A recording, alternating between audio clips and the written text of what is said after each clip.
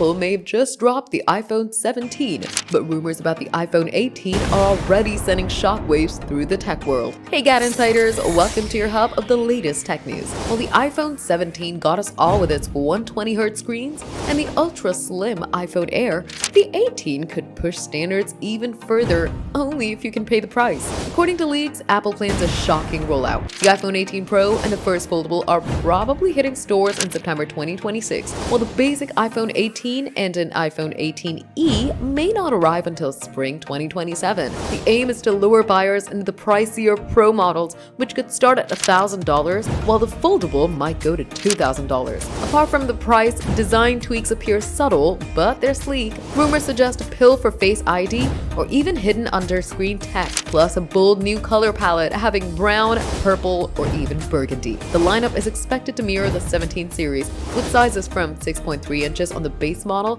to a whopping 6.9 inches for the Pro Max. But performance is where it can shine. Apple's rumored to be moving to two NM820 chips in Pro models, which give up to 15% faster speeds and 30% better efficiency than the A19, along with a possible 12GB RAM boost. Some models may even get Apple's new C2 modem for longer battery life. Camera upgrades are also on the table. The front-facing cam could hit 24 megapixels, while Pro models may finally get a variable aperture for professional-grade shots. Those simplified camera control mechanics are expected, but overall photography fans are in for a treat. The iPhone 18 is shaping up to be a high-stakes gamble, with boosted performance, bold colors, and pricey timing. It could either be a hit or a miss. Are you waiting for the new iPhone model now? Tell us in the comments. Give the video a thumbs up, subscribe to GadInsider, and don't forget to hit the bell icon so you never miss any tech update.